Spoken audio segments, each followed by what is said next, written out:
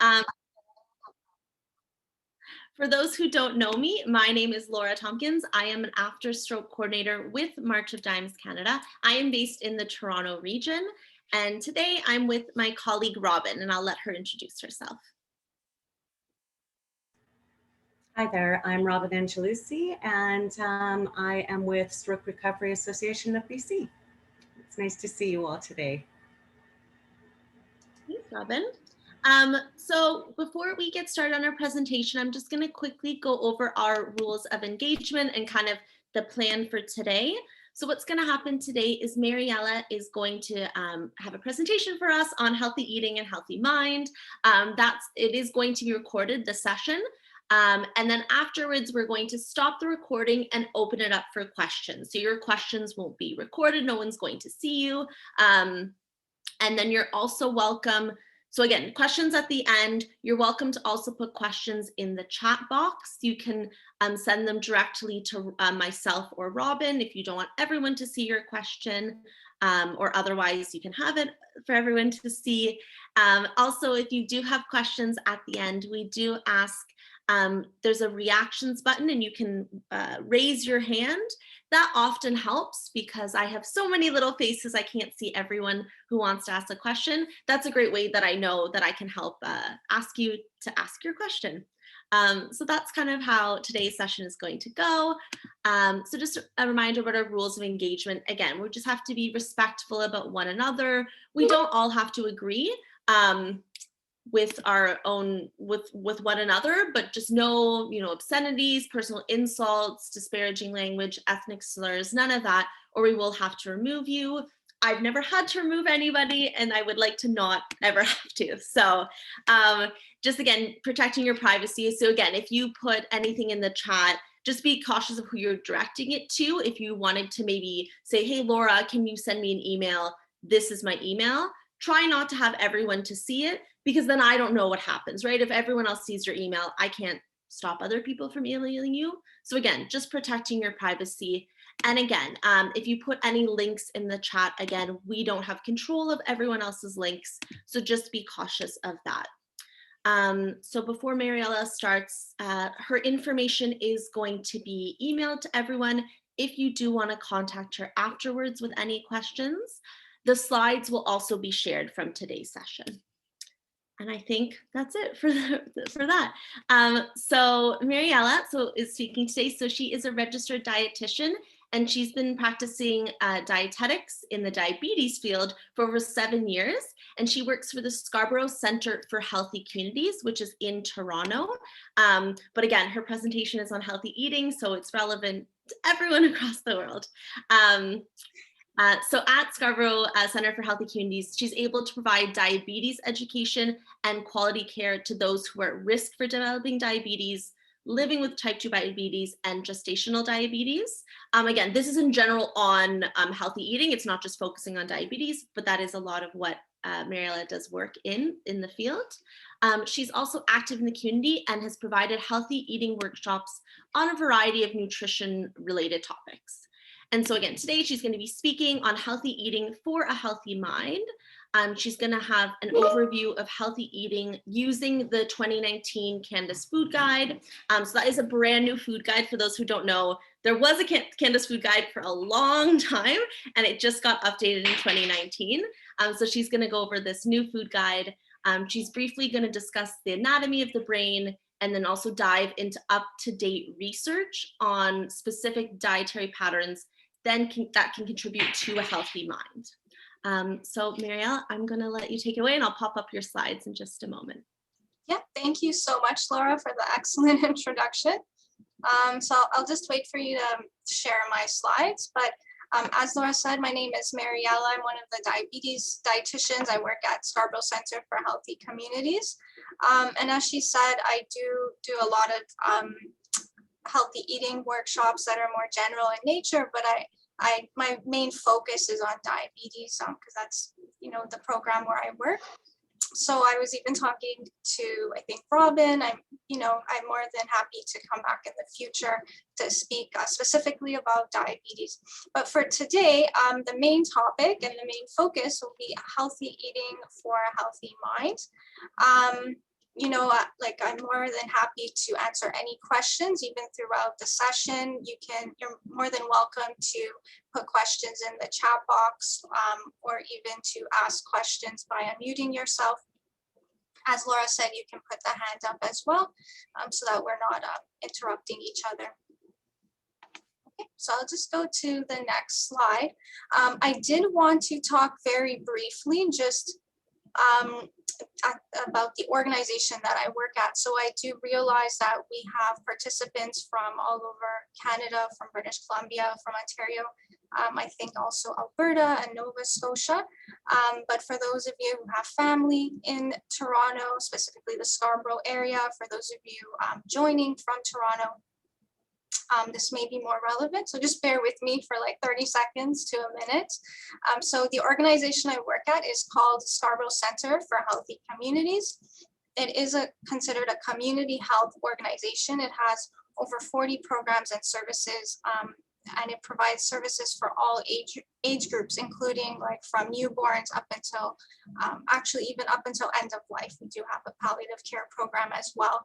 And we also have an early on program for newborns. So we really just cover like across the lifespan. If you're interested in learning more about our organization, you're more than welcome to look us up. It's schcontario.ca. On the very last slide of this presentation, there will be the website link.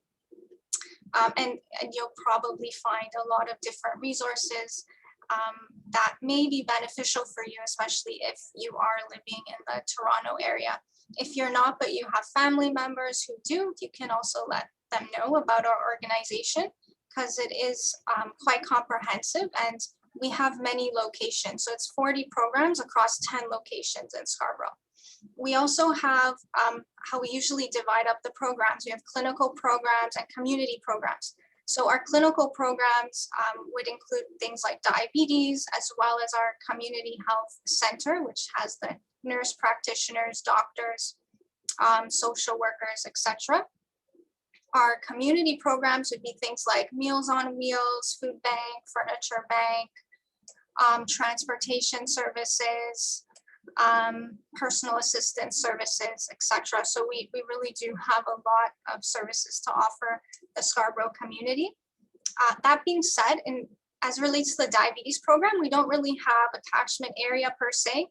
So we do sometimes see clients who are in the Durham region or who are not necessarily in Scarborough, but are in like North York, Toronto area, that kind of thing. So just feel free to reach out to us if you do have diabetes, or if you want to learn more about diabetes, or even if you want to prevent type 2 diabetes, also known as a condition called pre-diabetes. So we have the phone number there on the slide. So it's 416-847-4160. Oftentimes the programs need like referral from doctors or healthcare professionals, but our diabetes program, you can even self-refer yourself. So even if you called that number and just said, you have diabetes and you wanted to speak with a dietitian or a nurse, we also have a social worker, you would basically be offered an appointment like on the spot. Also, in terms of our diabetes program, it is pretty comprehensive too, in that we have 5 teams across 4 locations. So I think it's considered the largest diabetes program in Scarborough. My location is at Markham and Lawrence. We have one at Warden and Ellesmere, Eglinton and Brimley, as well as Nielsen and Finch area. So all across Scarborough. We have nurse, dietitians, social worker, as well as a diabetes specialist, also known as an endocrinologist. Okay, so that's my little spiel on Scarborough Centre for Healthy Communities.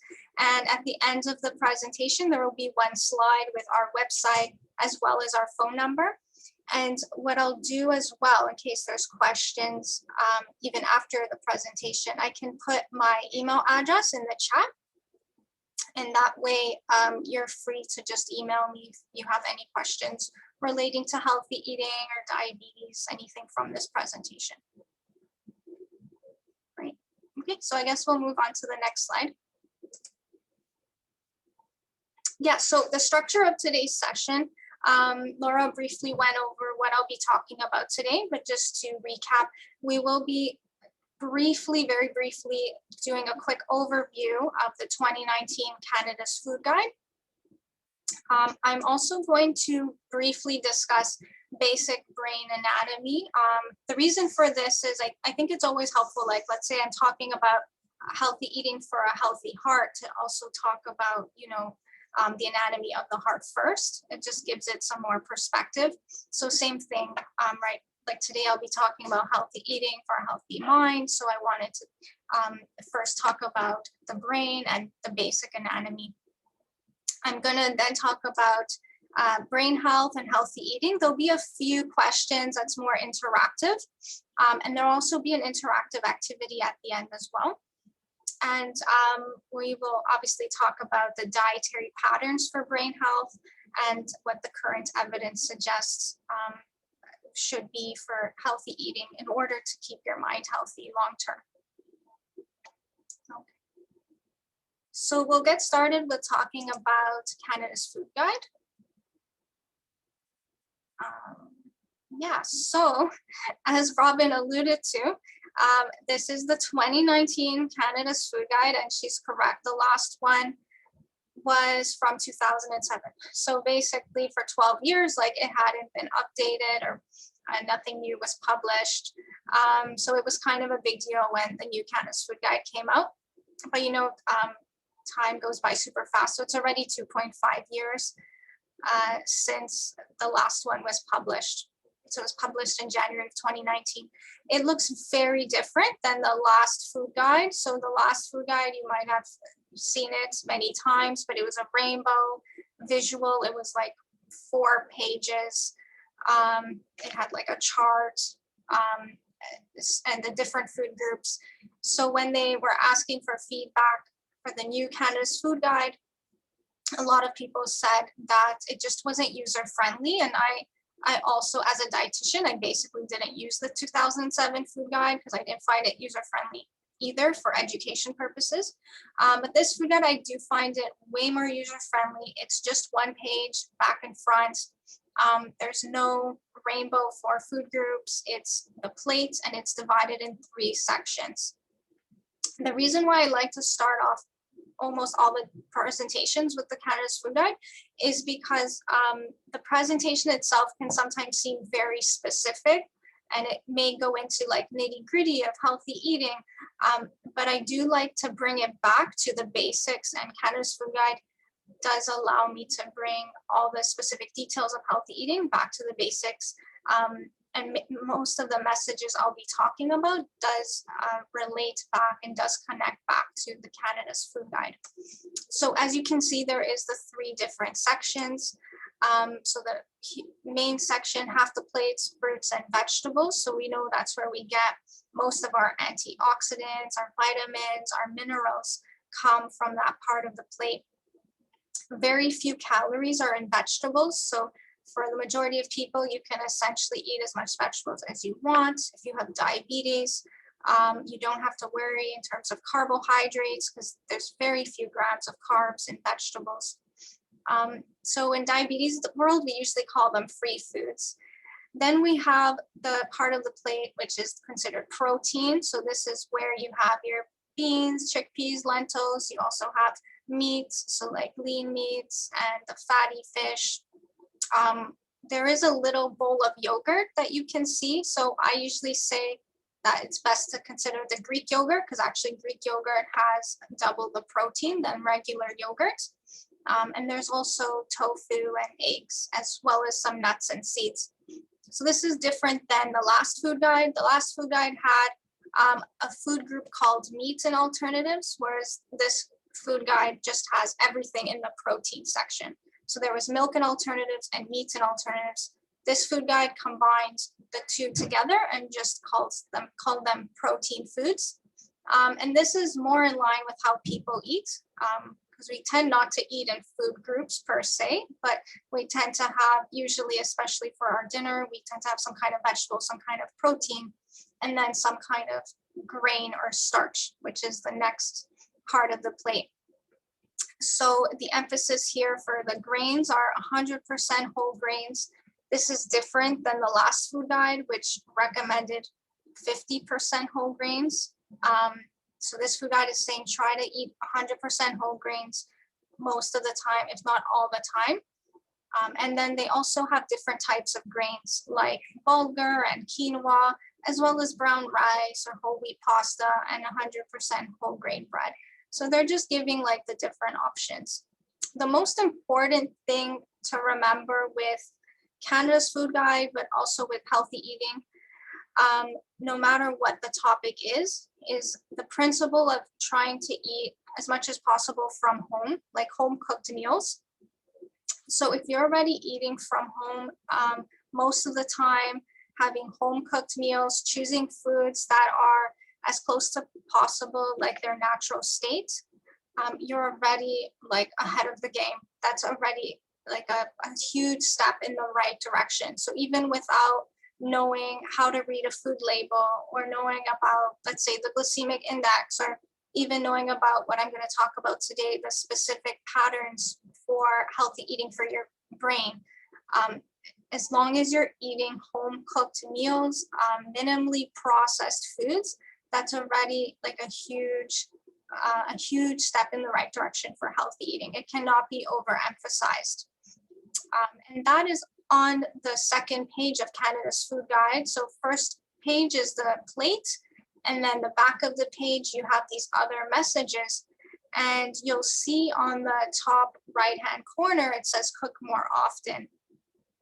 And I would say that is probably the most important message on this Canada's food guide, and the most important takeaway message I can give you. I'll probably say that at like all of the different sessions I give. Okay, so yeah, that's Canada's food guide in a nutshell. I will move on to the next topic of our session, which is the autonomy of the brain. I guess before I do that, are there any questions about Canada's food guide that I should address? Could also wait to the end of the session, but in case there was anything. I'll pause the recording. So Laura, just a question, because I do have like interactive questions as well. So does that mean every time like I interact with the group, you will have to stop recording? Yeah, for the safety of everyone's privacy, we will have to stop. So I don't know if you want to save them to the end portion or. Okay, yeah, I'll do that. There is a couple of interactive questions. I'll still keep those, but. Yeah, that's perfect. Okay, cool. So for the autonomy of the brain, there is 3 parts of the brain. Like we know that the brain is hugely very complex. It's considered an amazing organ. It's 3 pounds, and it basically controls all functions of the body, including, but not limited to, automatic functions such as breathing and swallowing, like things we don't even have to think about.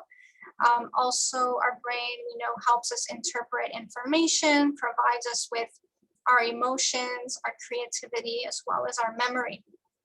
So the 3 parts of the brain that I'll very quickly go through, we have the cerebrum, and the cerebrum is, as you can see in the image, the largest part of the brain.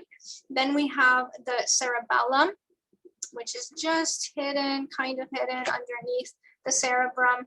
It's smaller. And then we have the brainstem. The brainstem, actually, we can see it's extremely small, and it connects the cerebrum and the cerebellum to our spinal cord.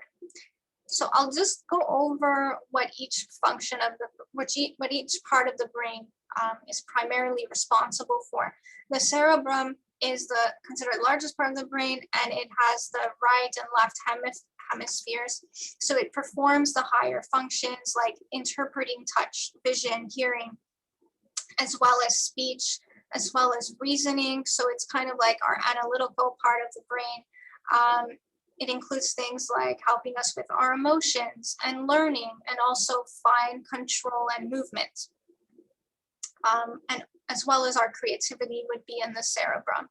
The cerebellum is more responsible for like the coordination of our muscle movements. So when I want to move my right arm, well, that's like my cerebellum helping me out with that. So it coordinates the muscle movements, maintains posture as well as balance. And then we have the brain stem. And as I said, this does act as a relay center, and it connects the cerebrum and cerebellum to the spinal cord. So that's the main function. It performs many automatic functions such as breathing, our heart rate, our body temperature, our wake and sleep cycles, our digestion, our sneezing or coughing, swallowing, vomiting. So all the things we don't have to think about, the brainstem helps with that. So due to the complexity and how many functions it performs, this does make the brain a key organ for our quality of life. And so we know that many people are interested in having knowledge on how to sustain the functions of the brain in order to keep it working its best, in order to kind of delay the aging of the brain as much as possible. Okay, so just to quickly recap, we have the cerebrum, cerebellum, and the brainstem. Cerebrum is kind of like our largest part of the brain, where we do a lot of our analysis, interpretation, speech, reasoning, vision, touch, hearing, and then cerebellum is like the coordination of the muscle movements, and brainstem is more for like our automatic functions that we don't have to think about, like swallowing, breathing, etc. So I did have a question for the next slide, but I think I'll just, instead of asking that question, I'll just kind of quickly go over it so that we don't have to stop the recording. So in terms of what is the connection between keeping our brain healthy and general health and well-being. So if we go back to the brain anatomy, right? Like if there is something that went wrong with parts of our cerebrum or parts of our cerebellum, or even our brainstem, that would impact our quality of life. So an example would be for our brainstem, let's say if there's issues with swallowing, for example, and we know that a lot of people as they get older, they may have something called dysphagia.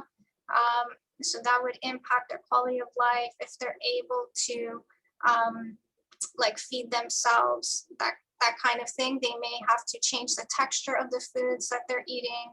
The type of foods that they're eating will also change. So that's an example. In terms of our cerebellum, that helps with our muscle coordination and our balance.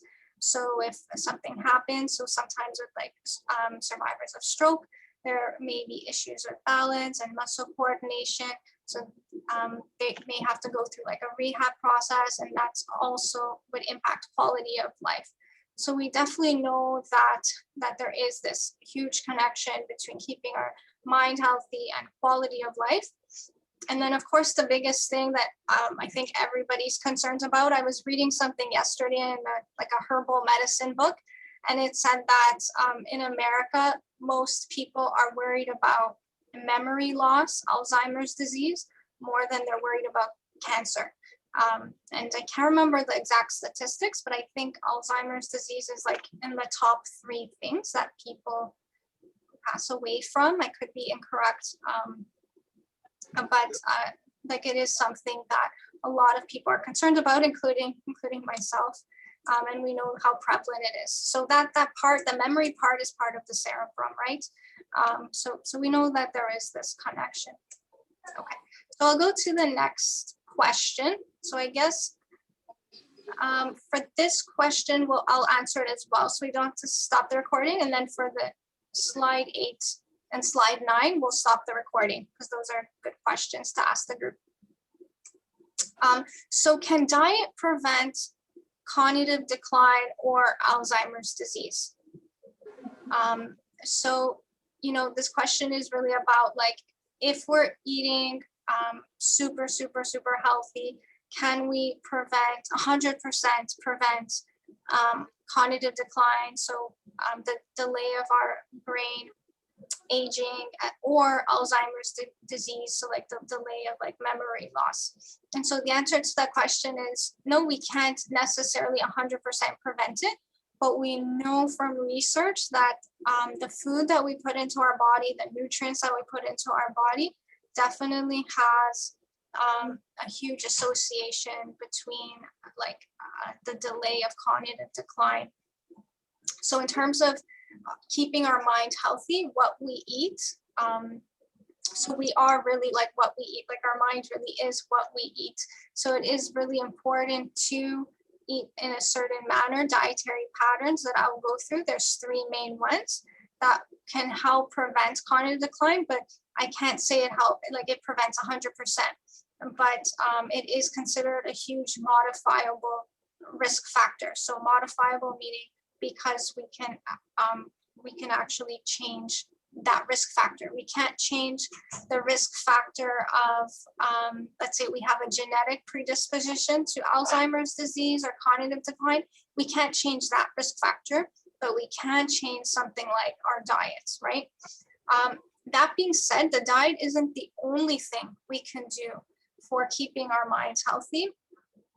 Other things that we can do include exercise, and the minimum physical activity guidelines are 30 minutes 5 times a week, so about 150 minutes in a week.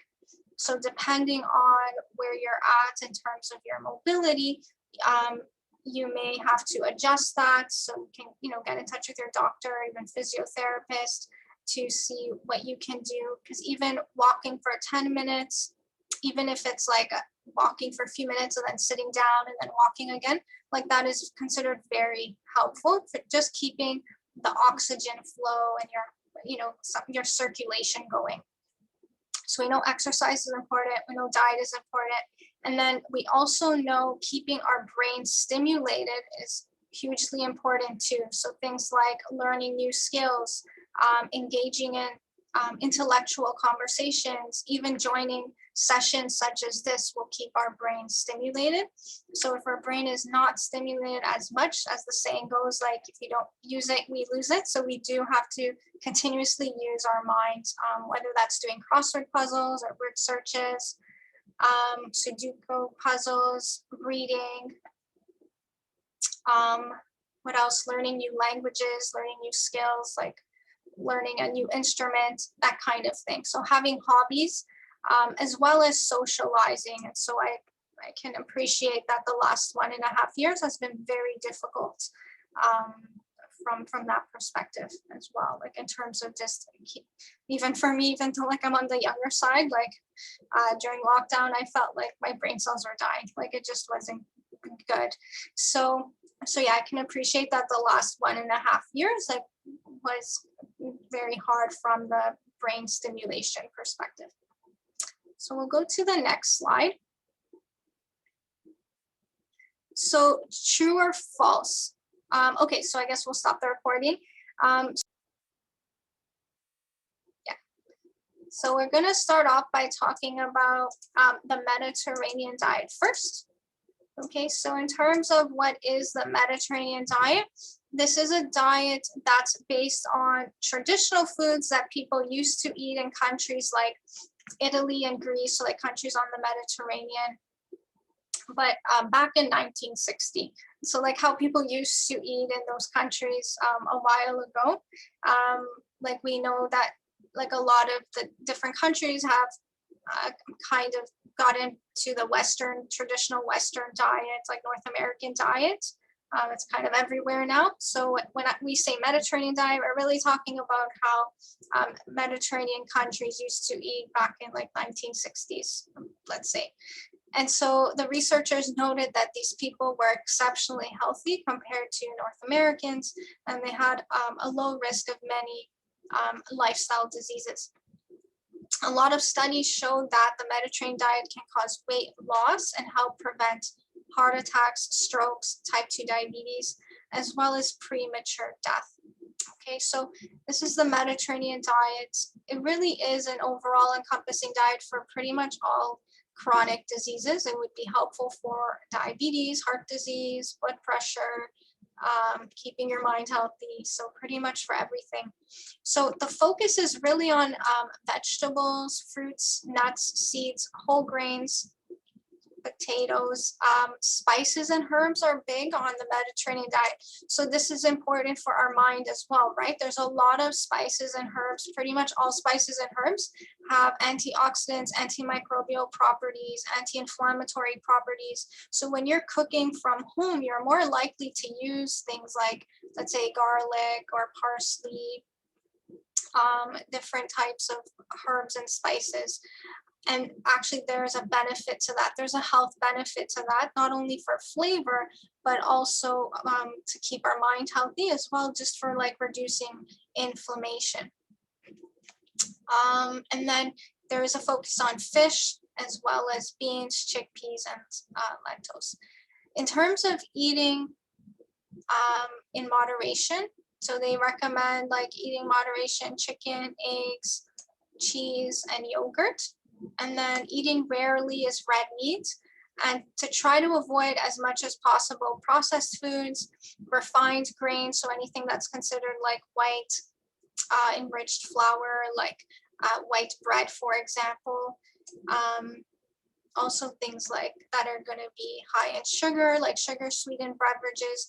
We would want to try to avoid this. In particular, the sugar sweetened beverages we know can increase inflammation. So that's not going to be good for many different chronic illnesses, including, but not limited to, cognitive decline and Alzheimer's disease. My only kind of, I guess, comment with the Mediterranean diet, so there is a lot of focus on like eating meat less often. So I do feel that sometimes meat gets unfairly demonized.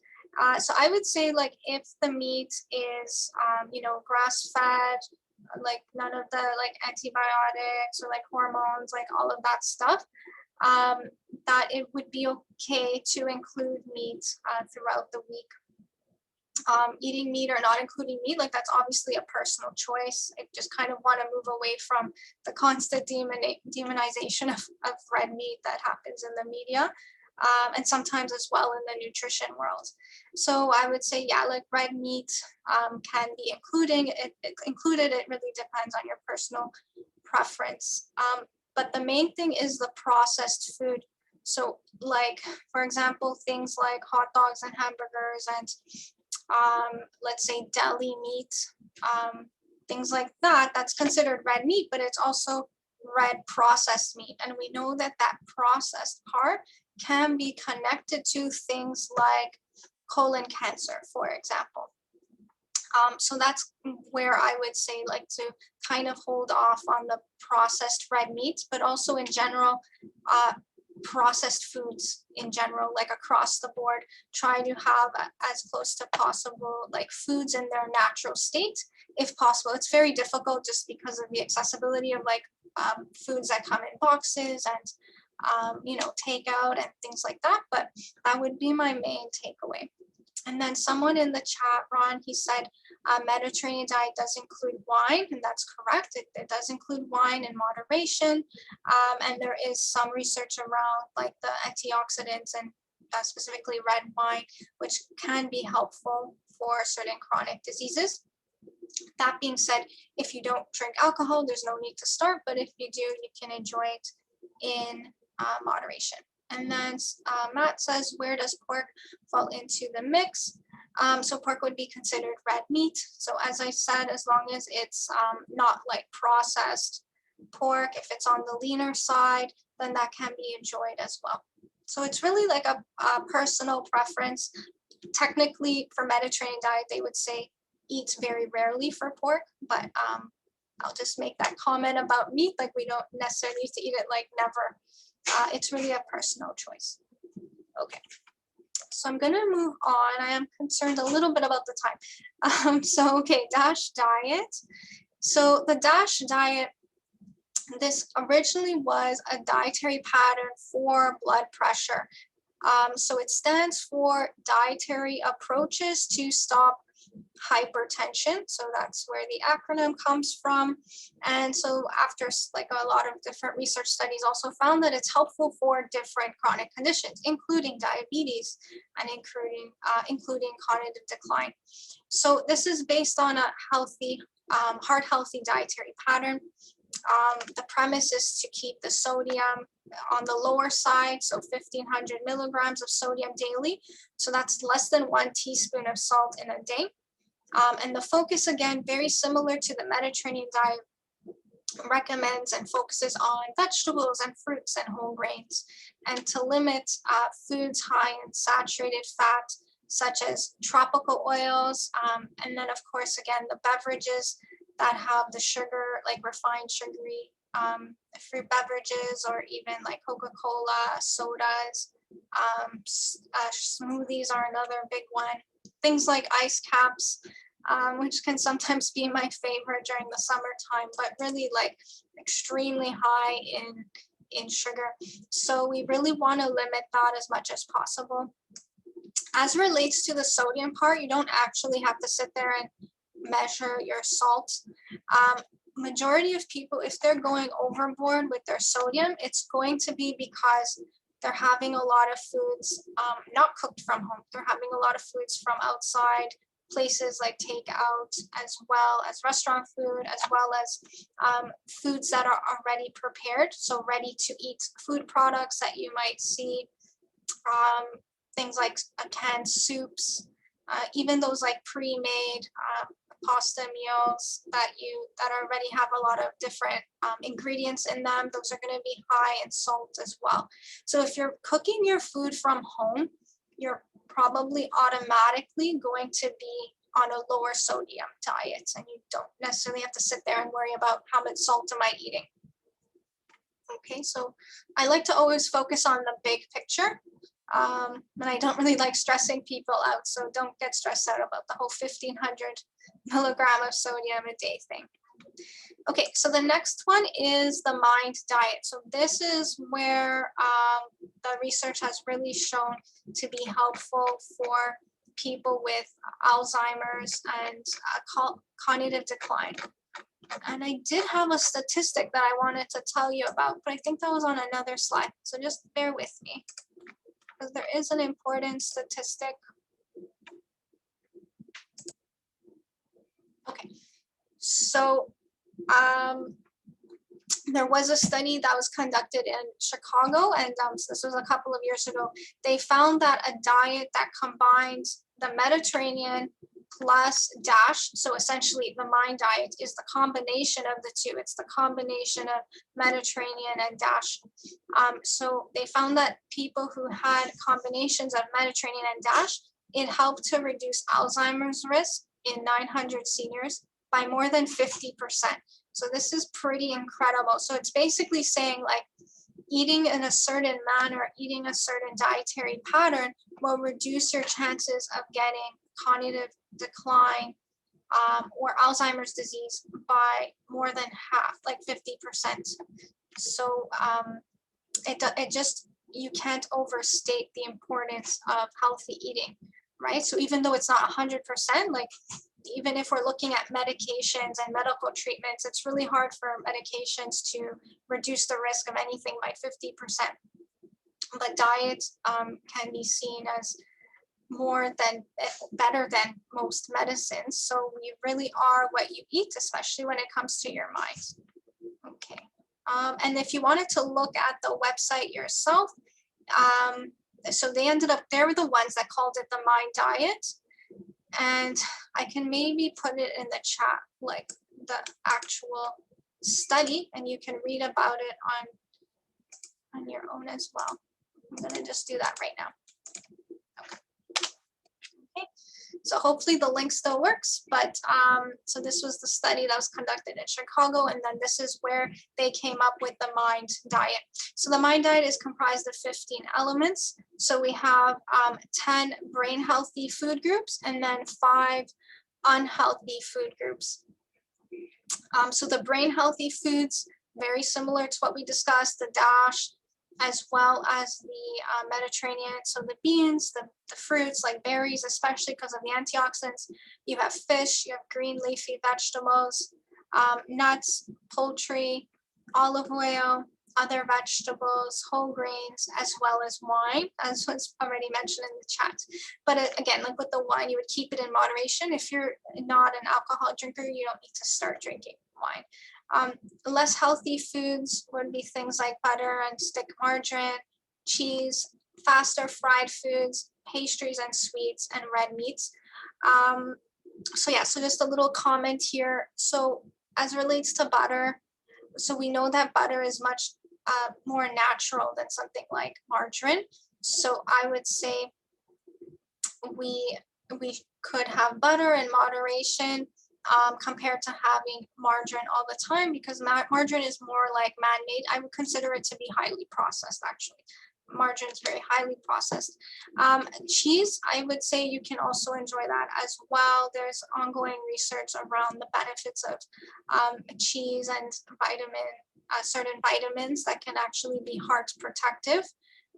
So unfortunately, that there is sometimes I do feel that certain foods get demonized unnecessarily. I think if we focus on foods that are more as close as possible, close to their natural state, we can't really go wrong, right? So no need to unnecessarily demonize cheese. Things like Cheese Whiz, cream cheese, like we kind of know that's not real cheese, or like Kraft singles. So I'm obviously talking about like real cheese. Faster fried food, so that's an easy one. It's high in fat. So that's not going to be good for our like cholesterol or even just inflammation as well. Pastries and sweets, it's going to increase inflammation, as well as a bunch of other chronic diseases. And red meats I already spoke to, like you can still have it. Just focus on like the ones that are grass-fed, as well as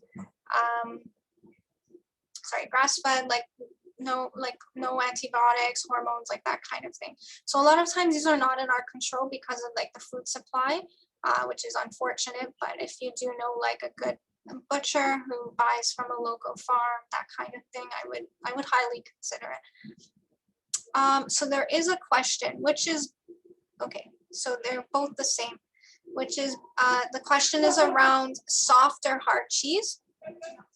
I understand one is better than the other. Okay, actually they're different questions. Okay, one question's about stick versus soft margarine. To be honest, I don't know what they mean by stick versus soft margarine. I think they mean the margarine that has trans fat is considered stick, and the soft margarine is the margarine that's more commonly used, and you can buy it at the supermarket. Most of the margarines don't have the trans fat in it. So I think that's what they mean by stick margarine. And then someone else said, which is better, soft or hard cheese? So it's fine. Both cheeses are fine. Softer cheeses tend to be less in, naturally less in fat. So something like cottage cheese, for example, is naturally less fat compared to a lot of the harder cheeses, but they're both fine. I'm not a fan of like the low fat thing, including with cheese. So we know that they take out the fat and they replace it with water, so it just doesn't taste the same. And I just don't think you have to eat that low fat or be that particular about eating low fat. So again, you can just have the cheese that you want, as long as it's not like Kraft singles or Cheese Whiz or like cream cheese. Focus on natural cheeses. The higher fat cheeses, you would want to watch the quantity, because it is going to add calories, right? And then that might increase your likelihood of gaining weight, perhaps. Okay, so I want to leave time for questions. So I think I'm going to stop there. There is another slide, so I'll just kind of quickly, 1 minute, go over them. Yeah, I'll stop the recording now so we can go over the slide activities if you want. Oh, okay, great. Okay, so this activity was, oh, sorry. You're going to stop the recording.